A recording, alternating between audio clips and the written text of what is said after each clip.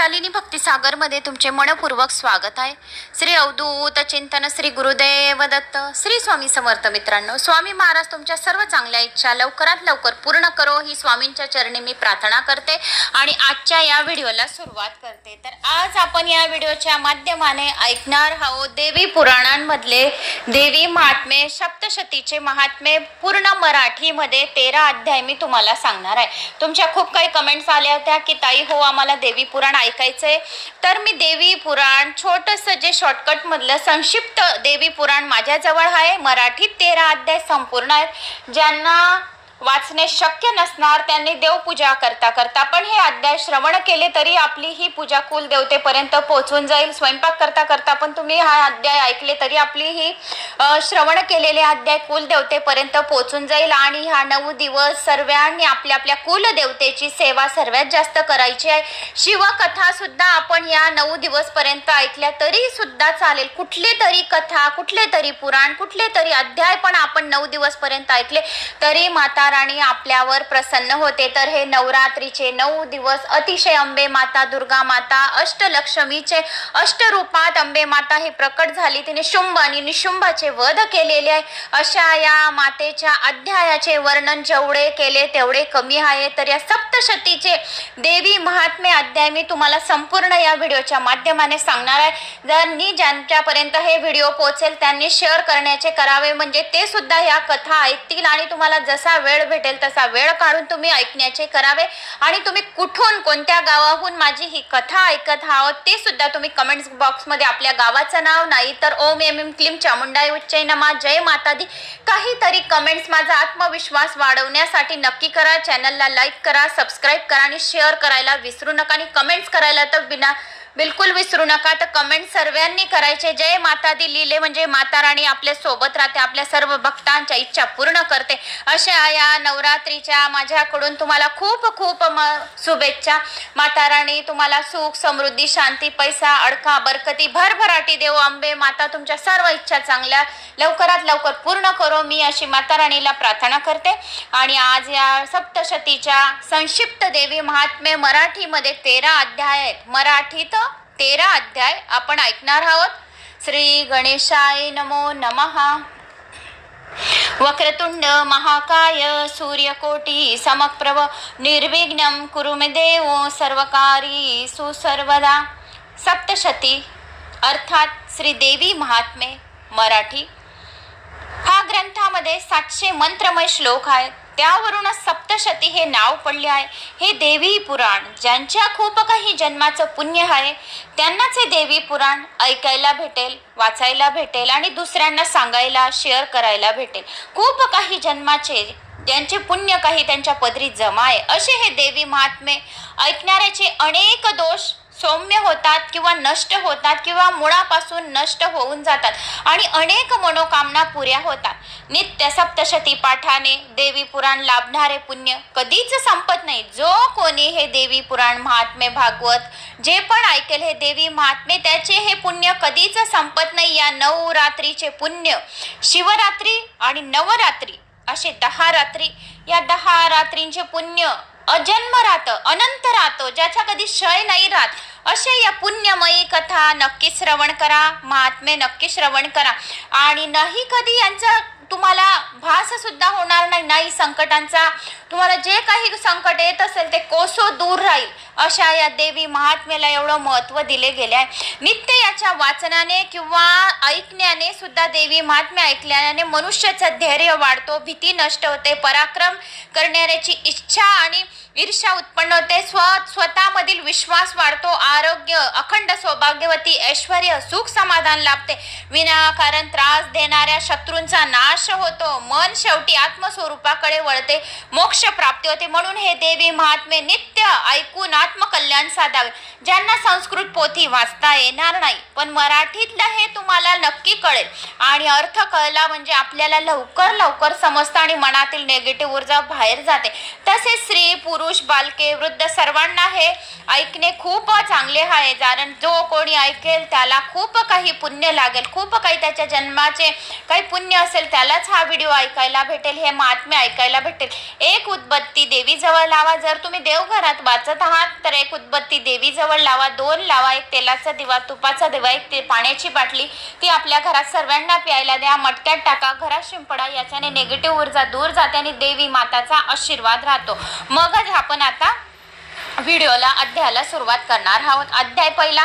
मार्कंड ऋषी म्हणाले, पूर्वी स्वारचिष्य मन्वंतरात चैत्र वंशात जन्मलेला सुरत नावाचा राजा राज्य करीत होता.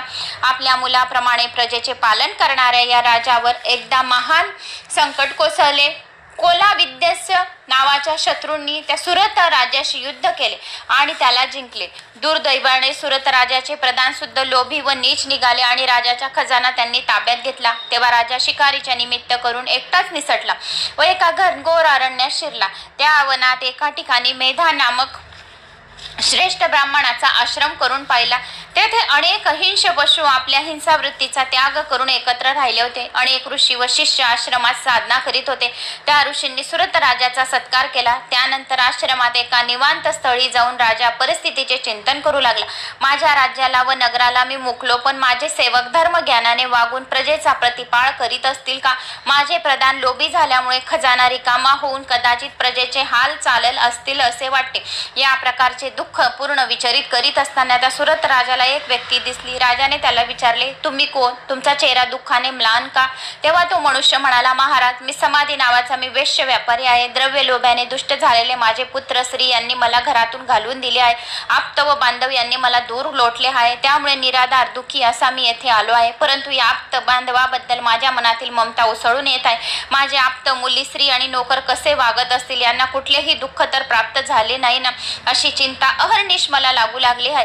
हे ऐकून राजा उद्गारला, अहो, तुमच्याशी नीच वर्तन करणाऱ्या त्या नातेवाईकांवर तुमचा इतका जबरदस्ती स्नेह जडलाय याचे मला खरोखरच खूप आश्चर्य वाटत आहे. तेव्हा वेश्य म्हणाला, आपण म्हणतो ते खरे आहे, पण माझे मन या माझ्या दुर्वृत्तीने बांधवाबद्दल स्नेहांचे वारंवार विचार का करते? निष्ठुर का होत नाही? मला तरी का हा मोह का येत आहे? मात्र उमजत नाही.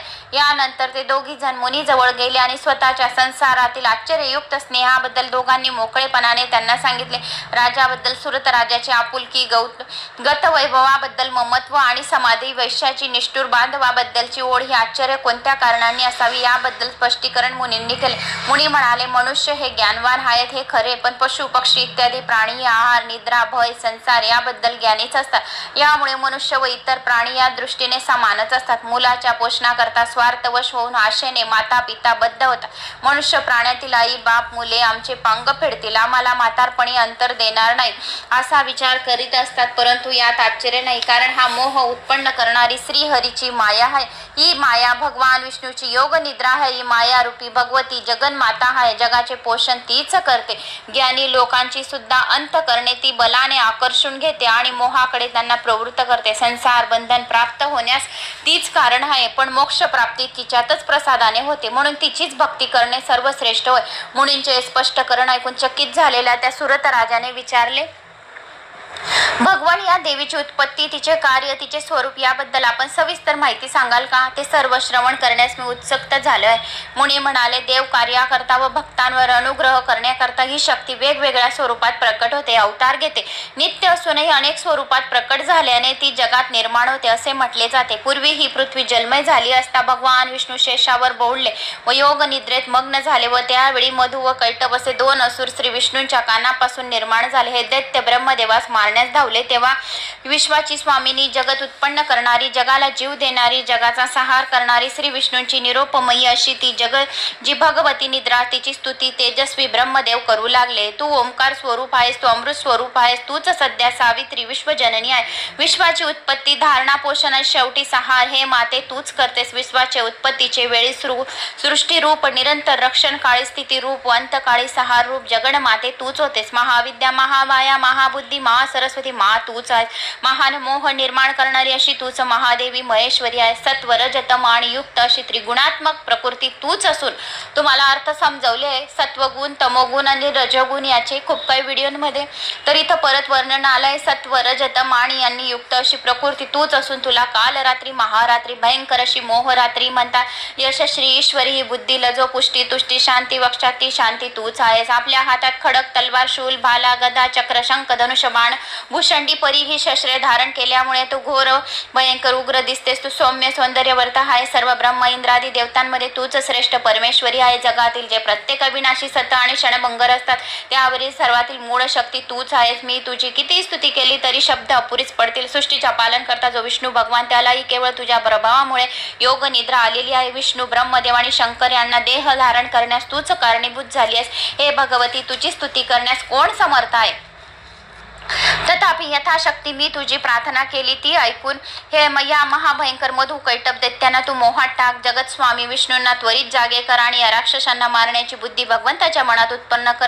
तेव्हा ती योग माया विष्णूंना सोडून बाजूला उभी राहिली. यामुळे विष्णू जागे होऊन त्यांनी दैत्यांना पाहिले. ब्रह्मदेवावर धावून जाणाऱ्या त्या दैत्यांशी विष्णूशी बहुयुद्ध केले. 5 सहस्र युद्ध झाल्यावर मायान्वती झालेले ते दैत्य विष्णूंना आपण होऊन म्हणाले, तुझ्यावर आम्ही संतुष्ट आहोत. तूच आमच्याकडे वर माग. तेव्हा माझ्याच हस्त तुम्हाला मृत्यू यावा.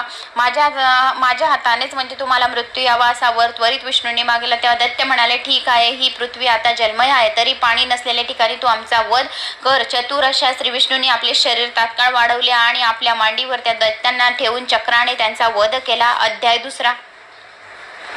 ऋषी म्हणाले, पूर्वी दैत्यांचा सेनापती जो महिषासूर त्याने सर्व देवांना जिंकून त्यांचे राज्य घेतले. तेव्हा सर्व देव इंद्रासह शंकर व विष्णू यांच्याकडे गेले. सर्व हकीकत सांगून महिषासुराचा पराभव करावा अशी त्यांनी प्रार्थना केली. त्याबरोबर क्रोधाविष्ट झालेले विष्णू ब्रह्मदेव शंकराच्या मुखातून भयंकर तेज बाहेर आले. त्याच वेळी सर्व देवांच्या शरीरातून तेजांश बाहेर येऊन ते सर्व तेज एकरूप झाले. अति प्रचंड अशा या तेजाने दशा दिशाचं व्यापला. सर्व देवांपासून एकत्र झालेल्या ते तेजाची स्त्रीरूपी मूर्ती झाली. हे पाहताच देवांनी तिच्या हाती आपापली शस्त्रे वायुद्य दिली. शंकराने त्रिशूळ, विष्णू चक्राने, विष्णूने चक्र, वरुणाने शंख, अग्नीने दाहक, वायूने धनुष्यबाण, इंद्राने व्रज आणि घंटा, यमाने दंड, वरुणाने पाश, दक्ष प्रजापतीने स्फटिकमाला, ब्रह्मदेवाने कमंडलू, सूर्याने तेजस्वी किरणे, कालस्वरूपी देवाने खडक, तलवार व ढाल, क्षीरसागराने उज्ज्वल हार, नित्य निविचन राहणारी वस्त्रे, कुंडले, कंकणे, अर्धचंद्र नामक अलंकार, इतर दागिने दिले.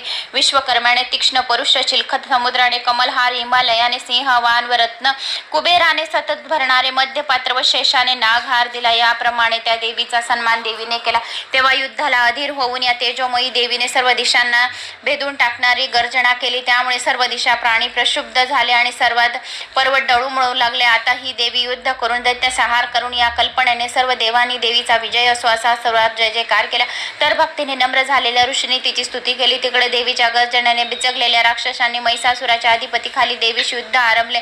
चिशूर, चामर, युद्धग्र, महामुन, असलोमा, बालकल, परिवारात बिडाल इत्यादी राक्षस सेनापती, हजारो हत्ती, घोडे, रथ, कोटी कोटी राक्षसे सैन्य देवीशी लढण्यात गुंतले. देवी अंबिका त्या दैत्यांशी लढता जे सुस्कारे सोडत होती. त्यामुळे अनेक गण योद्धा निर्माण होऊन देवीला युद्धात मदत करून राक्षस सैन्याचा संहार करू लागले. देवीने केलेल्या प्रचंड अशा घंटानादानेच अनेक राक्षस मूर्छित पडले. त्रिशूल, गदा, शक्ती, तरवार, मुसळ, बाळ यांचा शत्रू सैन्यावर मारा केल्याने राक्षसाच्या शरीराचे तुकडे तुकडे झाले. काही जखमी होऊन रक्त ओंकात पडू लागले. इकडे देवीचे आव्हान जो सिंह तो राक्षस सैन्यात गर्जना करीत अरण्यातील वनवाण्याप्रमाणे संचार करू लागला. देवीने वध केल्यामुळे राक्षस सैन्यात रक्ताच्या नद्या वाहू लागल्या. रथ, हत्ती, घोडे छिन्न विछिन्न होऊन पसरले. गवत, लाकडे यांचे प्रचंड ढिगाचा अग्नी ज्याप्रमाणे नाश करतो त्याप्रमाणे अंबिका देवीने राक्षस सैन्याचा क्षणातच नाश केला. तरी राक्षस सैन्यात डोके तुटले असतानाही रणावेश प्राप्त झाल्यामुळे राक्षसांचे काही कंबदे लढत होती. अध्याय 3. ऋषी म्हणाले, राक्षस सैन्याचा प्रचंड संहार करून चिशूर हा दैत्य सेनापती अंबिकेशी युद्ध करण्यास सरवला होता. पण देवीने त्यांचे धनुष्याने तोडून टाकले आणि त्यांचा रथ नष्ट केला. तेव्हा चिशूराने सर्व शक्ती एकवटून तरवरीचा वाद देवीचा बाहूवर केला, पण ती तरवरून मोडून पडली. चिशूराने शूल फेकला तेव्हा देवीने स्वतःच्या शूलाने त्याच्या शूलाचे तुकडे केले. मग चामर हा दैत्य पुढे आला. त्याने फेकलेल्या शक्तीला देवीने आपल्या फक्त हुंकाराने निस्तेज केले. देवीच्या सिंहाने गर्जना केली, आकाशात उडान केली. खाली येताना आपल्या पंजानेच त्यांचे चामराचे शिर धडापासून वेगळे केले. त्यानंतर देवीने उग्र महायुन, उग्रमुख, बिडाल, दधुर, दुर्मक राक्षसांना ठार मारले. तेव्हा चिडलेल्या महिषासुराने रेड्याचे रूप घेतले. देवीच्या गणावर तो चालून आला. शिंगे, खूर, शेपटी, सुस्कारा, तोंडाचा प्रहार अशा मुसंडीने देवसैन्याची त्याने दानादान केली. तथापि देवीने पाश टाकून त्या रेड्याला बांधले. तेव्हा त्याने प्रथम सिंह, नंतर खडगधारी पुरुष, त्यानंतर हत्ती रूपे भराभर धारण केली. पुन्हा पुन्हा शेवटी रेड्याचे रूप धारण केले. धुमाकूळ सुरू केला. तो गर्जना करू लागला. मग देवीने मद्यप्राशन केले. युद्ध प्रसंगी योग्य अशा या मद्यप्राशनामुळे देवी अधिक क्रोधावृष्ट झाली. लाल लाल डोळे झाली. ती तेजोमयी देवी हसू लागली. अरे मूर्खा, तू खुशाल गर्जना कर, तुझा नाश जवळ आलेला आहे असे ती म्हणाली. तेव्हा रेड्याचे रूप सोडून राक्षस पुन्हा लढू लागला. ते पाहताच देवीने राक्षसाचे शिर तरत व तलवारीने तोडले आणि देवांची बाजू राखली. त्याबरोबर हर्ष पाहून देवांनी जयघोष केला. उदय अस्तु हो अशी देवांनी प्रार्थना केली. अध्याय 4. मुनी म्हणाले, तो महापराक्रमी महिषासूर आणि त्यांचे सैन्य यांचा नाश झाल्याने सर्व देवांनी त्या रणचंडिकेची स्तुती केली. देव म्हणाले, सर्व देवगणांची संघटित शक्ती जिच्यात सामावली आहे व जिने हे जग व्यापले आहे तिला आम्ही वंदन करतो. हे देवी, तू जगाचे पालन करतेस व अशुभांचा व भयांचा नाश करतेस. पुण्यवत्यांच्या घरी तू लक्ष्मी, दुष्टात्म्याच्या घरी दारिद्र्य, ज्ञानजनांच्या हृदयात बुद्धी, सज्जनात श्रद्धा आणि तसेच कुलवंतांच्या घरात लज्जा अशा स्वरूपात तू असतेस. तुझ्या थोर पराक्रमाचे वर्णन करण्यास शब्द अपुरे आहेत. तू जगाचे मूळ कारण आहे. सर्व जग तुझ्या अंश रूपाने भरलेले आहे आणि परमात्मा तत्वाचे चिंतन करणाऱ्या, मोक्षाची इच्छा करणाऱ्या व्यक्तींची ब्रह्मविद्या तू आहेस. हे भगवती, तूच आहे. सर्व काही विष्णूच्या अंतःकरणातील लक्ष्मी आणि शंकराने अंगीकार केलेली गौरी तूच आहे. तू रागावलेल्या सर्व कुळ नष्ट करतेस, पण जग कल्याणाकरता तू प्रसन्न हो. दारिद्र्य, दुःख, भय यांचा नाश करण्यास तुझा वाचून दुसरं कोण समर्थ आहे. सर्वोपकारणी तू सदैव दयाळू आहे. तर आमच्यावर कृपा कर. आणि अस्तित्व प्रवृत्तीच्या राक्षसांना तू युद्धात मारलेस, त्यामुळे त्यांना सुद्धा स्वर्गवास मिळाला. म्हणजे तू युद्धामध्ये पराजित होणाऱ्या या शत्रूविषयी सुद्धा तुझी बुद्धी चांगली असते. चित्तात कृपा, स्मरणांगणात निष्ठुरपणा असे विरुद्ध गुण केवळ तुझ्यातच एक मात्र आहे. तर तू आम्हाला मदत कर. असे हे त्वय चित्त, कृपा, स्मरण, निष्ठुरताच दुष्टा ततय देवी वरद भुवनत्रयी असे देवीला म्हणून. हे देवी, शूल, खडक, तलवार घेऊन आमचे रक्षण कर. घंटानादाने व धनुष्याने टणत्काराचे आमचे रक्षण कर. हे चंडाकी, तुझ्या हातातील शूलाने, भाल्याने पूर्व, पश्चिम, दक्षिण आणि उत्तर, शूल, गदा इत्यांची जी काही शस्त्रे तुझ्यात शोभत आहे त्या सर्वांना तू आमचे सर्व बाजूने रक्षण कर. याप्रमाणे स्तुती केल्यावर देवी प्रसन्न झाली. वरदान मागा असे म्हणाली. तेव्हा देवीने विनंती केली, हे महेश्वरी, आम्ही तुझे स्मरण केले आहे किंवा न केले आहे तरी देखील तू आमच्या मोठ्या विपत्ती संकटे नाहीशे कर आणि तुझे नित्य स्तवन करणाऱ्याला प्रत्येकाला समृद्धी, सुख, शांती, पैसा, अडका, बरकती दे. असे म्हणून देवी गुप्त झाली. पण शुंभ निशुंभ दैत्यांना मारण्यासाठी ती पुन्हापणे म्हणाला, सेनापती धूम्रलोचना, ज्या त्या उर्मट आणि गर्विष्ठ स्त्रीला तिचे केस धरून फरफडत माझ्याकडे घेऊन या आणि तिचे रक्षण करणाऱ्या व देव, गंधर्व या यक्ष यांच्या सैन्याचा नाश कर. अर्थात सेनापती धूम्रलोचन गर्जना करीत देवीकडे 60,000 सैन्य घेऊन गेले. त्यांनी पुन्हा दैत्यराजाची आज्ञा सांगितली. देवी म्हणाली, तू मला नेऊन शकतोस, पण तुझ्या जवळ सैन्य आहे. मी तुझे काय करू बरे. परिपाट्य करणार. हे ऐकताच धूम्रलोचन देवीकडे धावला आणि पण देवीने नुसता हुंकार करताच त्या दैत्याचे भस्म झाले. देवीने 2 राक्षसांच्या सैन्यावर बाण आणि कुरडई शक्ती यांचा बडीमार केला. थरथर करणारी आया ज्याची या देवीच्या सिंहाने तर अतिभयंकर गर्जना करून राक्षसावर हल्ला चढवला. त्या क्रोधाविष्ट केसरीने राक्षसांना ठार मारले. आपले सैन्य व धूम्रलोचन सेनापती नष्ट झाले. हे ऐकून चंड व मुंड नावाच्या आपल्या प्रचंड राक्षसांना शुंभ म्हणाला, देवीला परत फडट घेऊन या किंवा तिला शस्त्रांनी जर्जर करा. तिच्या सिंहाला ठार मारा. तिला बांधून त्वरित बरोबर घेऊन या. मुनी म्हणाले. दैत्यराजाची याप्रमाणे आज्ञा झाल्यावर चंड म्हणाला. अध्याय 7. चंड म्हणाला, हिमालयाकडे आपल्या प्रचंड सैन्यासह निघाले. गिरी शिखरावर विराजमान झालेली देवी त्यांना दिसली. ती किंचित हसतच होती. लगेच चंड मुंड हे आपल्या राक्षस सैन्यासह देवीला पकडण्याचा प्रयत्न करू लागले. त्याबरोबर अंबिका कुद्ध झाली आणि तिने स्वतःपासून प्रचंड उग्र स्वरूपीचे देवी निर्माण केले आणि तिचे नाव काली. राक्षसाच्या मस्तकाची माळ तिने गळ्यात घातली आणि वाघाचे कातडेस म्हणून सर्व अंगावर पांघरले. लाल जीभ बाहेर काढून ती गर्जना करू लागली. शत्रूच्या सैन्यात शिरून राक्षसांना ती भक्षण करू लागली. सर्व रथ, घोडे, योद्ध, हत्ती यांना उचलून स्वतःच्या जबाड्यात टाकू लागली. राक्षसाचे अस्त्रे व शस्त्रे दाताखाली धरून चूर्ण करू लागली. तेव्हा चंडदेवी राक्षस देवीच्या अंगावर धावला. मुंडाने युद्ध सुरू केले व त्या क्षणी देवी भयानक हसली. तिने भयंकर गर्जना केली. चंडाचे केस हाताने धरून त्यांचे मस्तक तिने छेदून टाकले व मुंड राक्षसाच्या तलवारीने वध केला. तेव्हा सर्व राक्षस सैन्य भयाने सैरावैरा पळत सुटले. नंतर चंडमुंडांची मस्तके हातात धरून ती काली अंबिकेकडे आली व म्हणाली, आता युद्धात तू शुंभ निशुंभांना ठार कर. मी चंडमुंड या 2 पशूंना ठार मारले. तेव्हा चंडिका कालीला म्हणाली, चंडमुंडाची मस्तके हातात धरून तू आलास म्हणून तुला चामुंडा हे नाव पडले. चामुंडा म्हणून लोक तुझे पूजन करतील. यस्मात चंडचमुंडच गृहे अतात्व तम उपागता चामुंडा इति तथा लोक्यात ख्याता देवी भविष्यासी.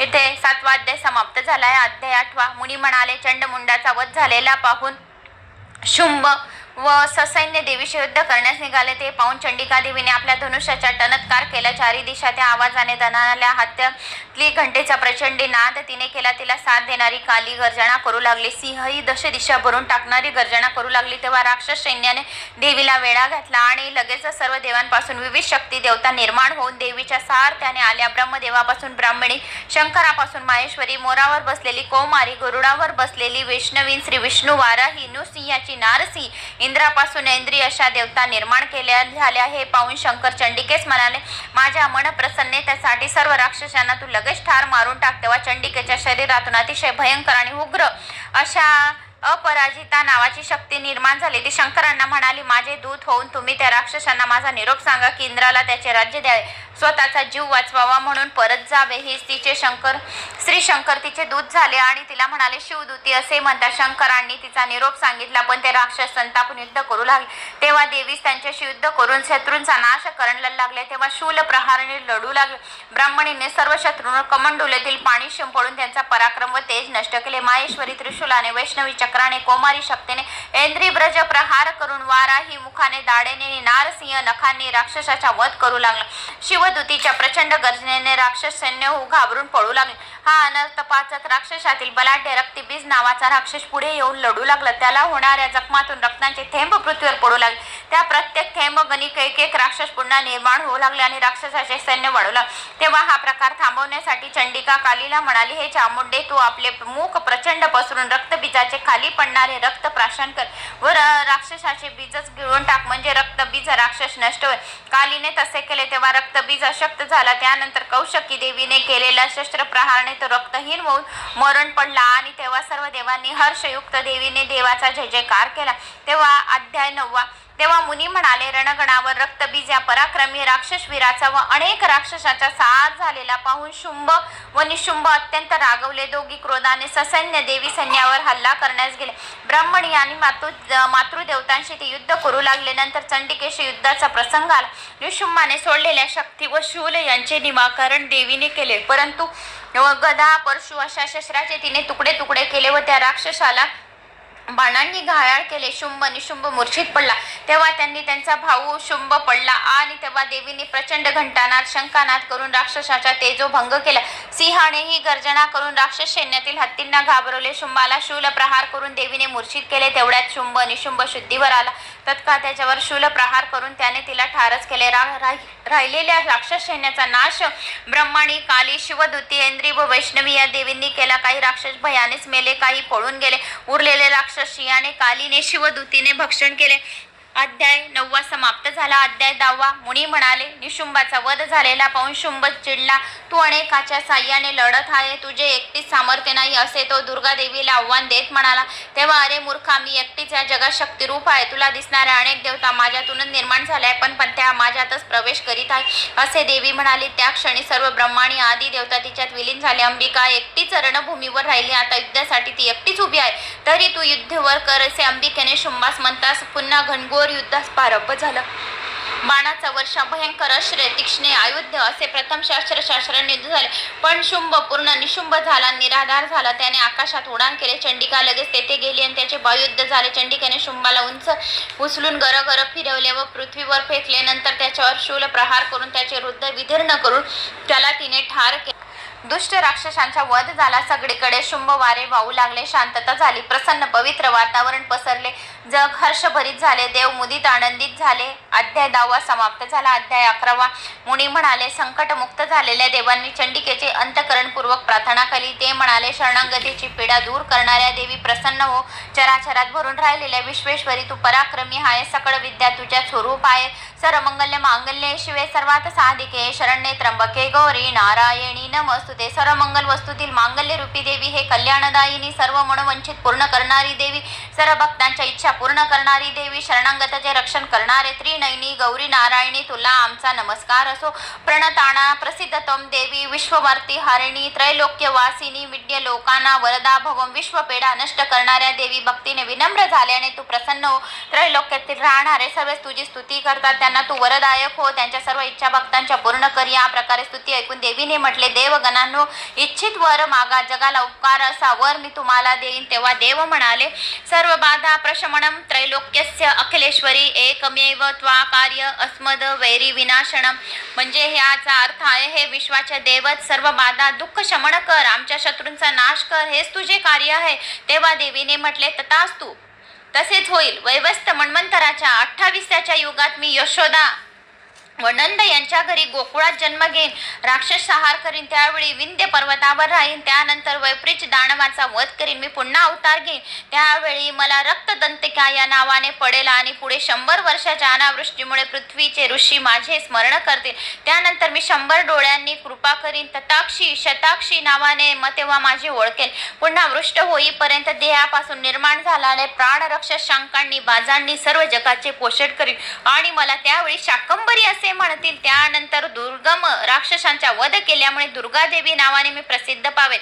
तदनंतर भीम भयानक असे रूप धारण करून मी हिमालयातील ऋषींच्या रक्षणासाठी राक्षसांना भक्षण करीन, म्हणून लोक मला भीमा म्हणतील. असंख्य भ्रमर समुदायात्मक ब्राह्मर रूप धारण करून मी अरुण नामाच्या राक्षसाला ठार करीन, तेव्हा मला भामरी म्हणतील. याप्रमाणे मी वेळोवेळी तुमच्या इच्छेने राक्षसांचा संहार करेन.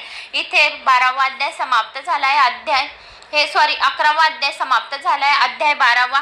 मुनी म्हणाले, देवी पुढे म्हणाली, माझे महात्मे अष्टमी नवमी चतुर्दशी या तिथींना श्रवण जे जे करतील त्यांचे दोष नाहीसे करील, त्यांचे सर्व पापांचा नाश होईल आणि त्यांचे 7 जन्माचे पापे नष्ट होतील आणि त्यांच्यावरची जी पण आपत्ती संकटे मृत्यूगंड आहेत ती कोसो दूर राहतील, ते जवळच येणार नाही आणि त्यांना आपत्ती दारिद्र्य यांचा त्रास सुद्धा होणार नाही. हे माझे महात्मे नित्य एकाग्र मनाने पठन करावे व श्रवण करणाऱ्याला जे जेथे महात्मे पठन चालत आहे तिथे जर ते थांबतील आणि ऐकतील तर त्यांना या पूर्ण 9 दिवसाच्या पूर्ण पाळण्याची पूर्ण फळाची मी साक्षात 9 दिवस विराजमान असते. प्रत्येकाच्या घरी ज्यांच्या ज्यांच्या घरी हे कथन श्रवण करत असतील त्यांच्या घरात मी धनधान्याचा भंडार भरून जाईल असे माता देवीने स्वतः सांगितले आहे. आणि जेथे हे महात्मे पठन चालत आहे, या करत आहे, या ऐकत आहे, जे माझे हे महात्मे वाचले जातात, ज्या श्रवण केले जाते तिथे मी नित्य राहते. अश्विन महिन्यात नवरात्रामध्ये माझी महापूजा करून त्यावेळी हे महात्मे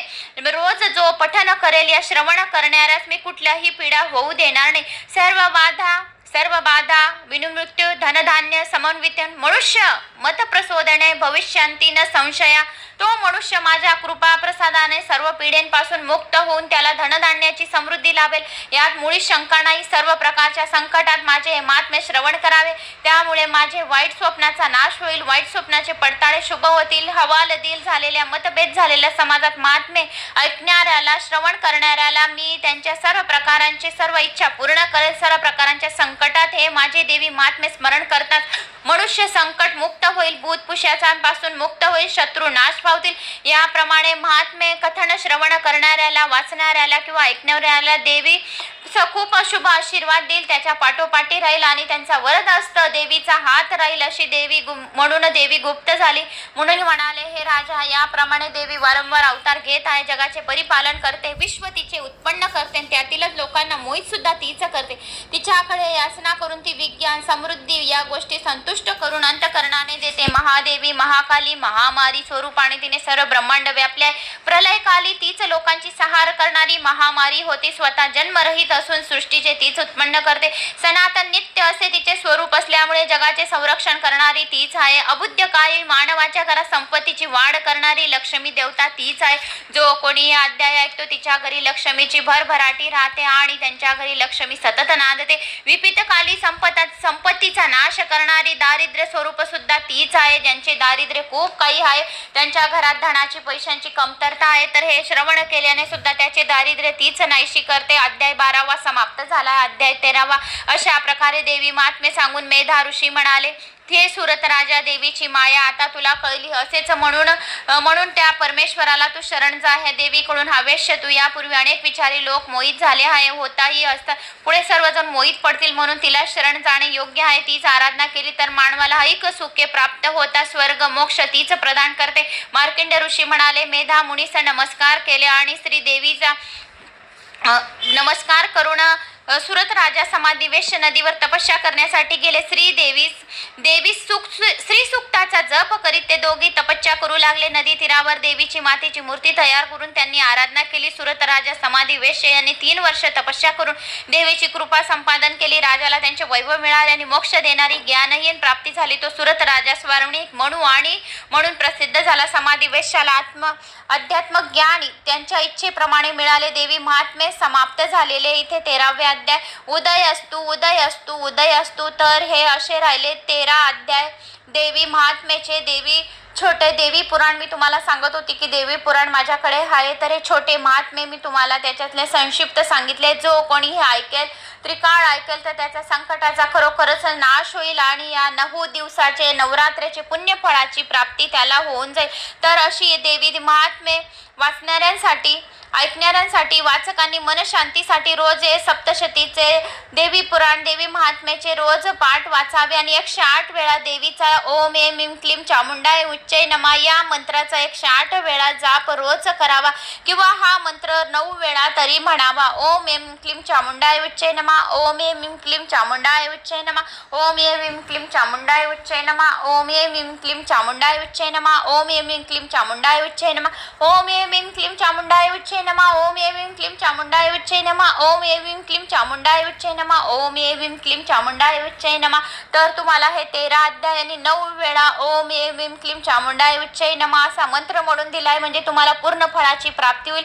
प्रत्येक अध्यायानंतर तुम्हाला जप जर करणं शक्य असेल तर नक्की करा, नाही तर पूर्ण 13 अध्याय वाचल्यानंतर तुम्ही देवीचा 108 वेळा जप नक्की करायचा. तर अशा या 13व्या अध्यायानंतर तुम्हाला 108 वेळा देवीचा जप करायचा. ज्यांना हा मंत्र येणार नाही त्यांनी ओम श्रीम सुद्धा हा मंत्र म्हटला या तरी जपला तरी पण चालेल. श्रद्धापूर्वक 3 मिनिटं सुद्धा जप केला तरी पण चालेल.